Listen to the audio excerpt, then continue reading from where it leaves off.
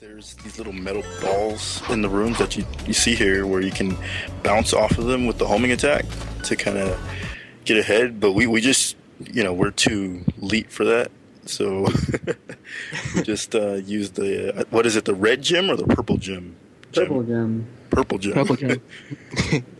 Cool. So, about the gems, yeah, because because as like a Street Fighter fan, there was a new game that's coming out this month, and it's actually covering gems, and I was thinking, Sonic 06 has got gems, and what the gems do in that game is power up ability to fight and stuff, and same as for Sonic. So, if gems was given to Sonic straight away, hold on to him for dear God's life, and instead of buying it from the guy that's selling it, do you think that would have been way better from the beginning? From the story side, yeah, I think so. But from, quote unquote replay value, which we've decided that there is none, I think it would be better to actually buy it from the shops, because it gives you something to collect rings for and want to do in your spare time while you're in the hub world. Yeah, but don't you think that they could have been more creative? Instead of calling it red gem, blue gem, purple gem, they could have went with Thunder Shield, abilities. How they did it in Sonic Adventure 2, when they said light speed racing or something like that. Or I forgot all the names, but they didn't really call it red gem or color gem. Do you think they could have just done that in Sonic 06 as well? I think they should have. It would have really paid homage to its Sonic Adventure roots, so to speak. They kind of took the platform of Sonic Adventure and tried to turn it into something new, but of course it's completely different. But to me that would have been less generic than going with the colored gems. Yeah, definitely. Yeah, because wondered if they was planning to actually give it actual names, what they would scrap it just to call it colored gems from not completing the game in the first place. Mm-hmm. That's a good point to bring up. I think honestly, for example, the purple gem that makes Sonic smaller, they could have called it the shrink ray or something. Yeah, definitely. Yeah, it's just them little stuff here can make so much sense to any game if they just actually did that. What'd you say, John? Was they? I think they did give the gems names. They're basically called purple, and they're about a color that made it quick. So if you read the description, they actually have a name. Oh, I never knew that. That is interesting. And also, we just gathered a one-up gem. This is another thing. With the 3D Sonic games, the one-up stuff is always gathered, found in all the places around the stage. And the 2D games, you would barely find any one-ups. So why was there so much one-ups in most 3D games? Hit the death. I can definitely agree with that one. If you remember back on Emerald Coast, there were so many one-ups all over the stage pretty much. They were under ramps, they were on the side of the beach, they were in the air, they were sitting in plain sight, they were all over. I think there was maybe 5 or 6 of them just there alone on top of getting rings, and that's the first stage. But I think Death to All is correct on that one. They compensated for bottomless pits, cheap deaths, many fans like to point out. I don't really find that cheap death. That's the thing though, because in the first Sonic game, yeah, if you go on Green Hill, Act 2, and there's a bottomless pits here with spikes, and you can't react to the second time when you get hit by the spike, because in Sonic 2 they actually improved that with the recovery from the animation. Mm-hmm. And in Sonic 1, they had no recovery animation, you just die straight away after losing the rings. Right. And that would be cheap in bottomless pits death.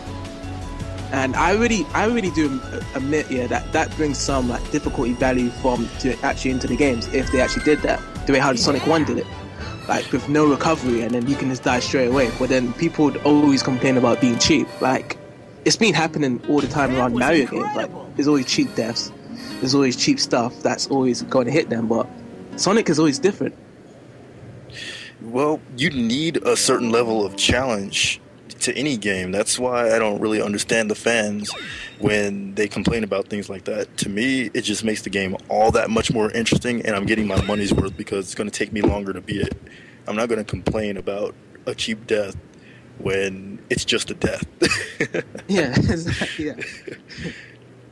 Yeah, because like the only reason it probably took me so long, because when I remember back in 2006 when I actually played this game, well, no, it was 2007 when I first got my Xbox and completed this game, and it was never about the cheap deaths that got me long. It was just like the cutscenes that got really long for the game to actually complete. Mm-hmm. And I probably was like a bit hastious at times, like actually completing it because of that. And from taking so long in the old games, like it was because of the deaths. You know what? There's a cutscene. oh my bad. It's okay. Please enjoy, guys.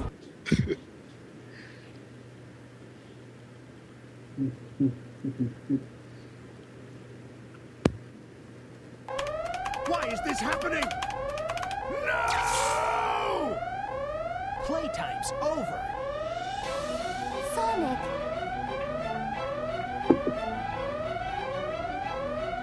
This ship is about to crash. Too bad, Eggman.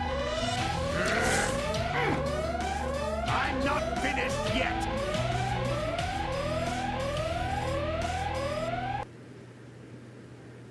I wish that song was available. That's pretty cool. That was an interesting cutscene, but I remember touching upon what you were talking about. Every single Sonic game that I've ever owned, besides Unleashed, because I was procrastinating with that game, I've never taken more than 5 days to beat a Sonic game, and of course that's like years in Death to All 238's time, but it's I'll finish this here. This game, I don't know, the cutscenes didn't really make it lag on for me.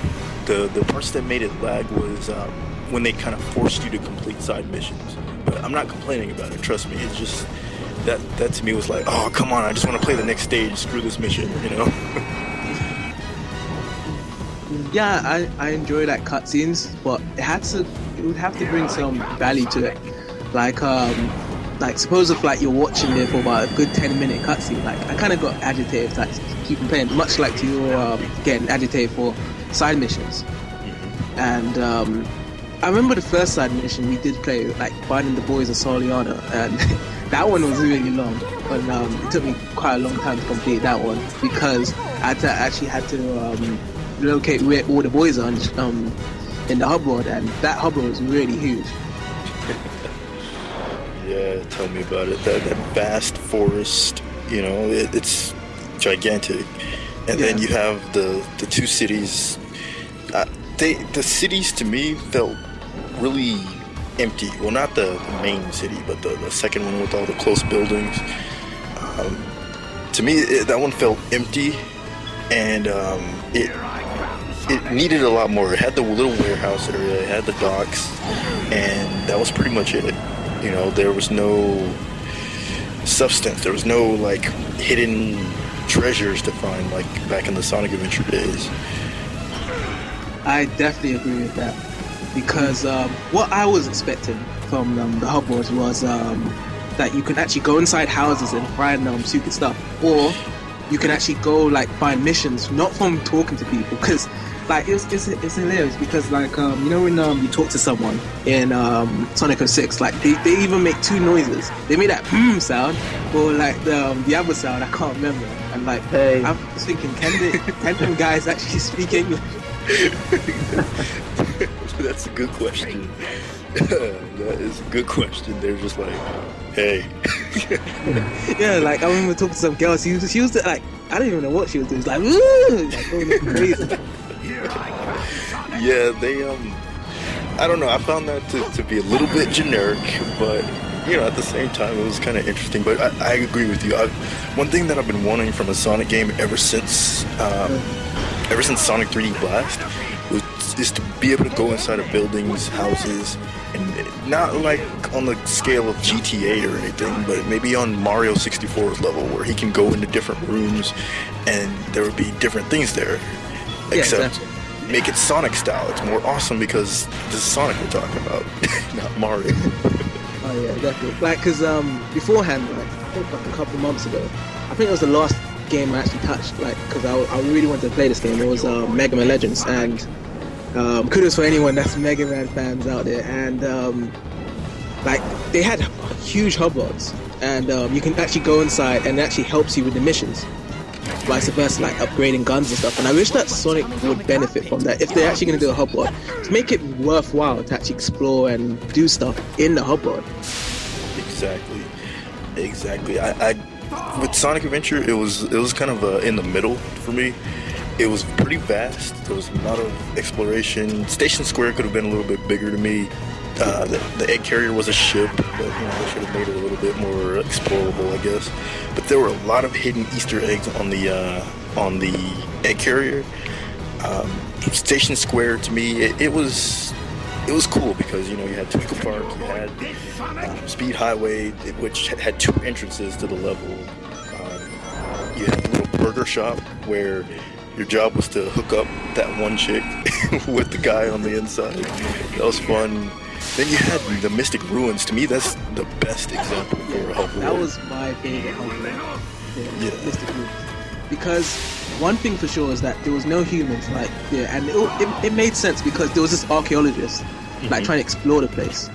And there's less humans, and there's Big's house in the forest, and it's all peaceful, quiet, and nature, and you can go inside Tails' workshop. I wish that you could actually do more.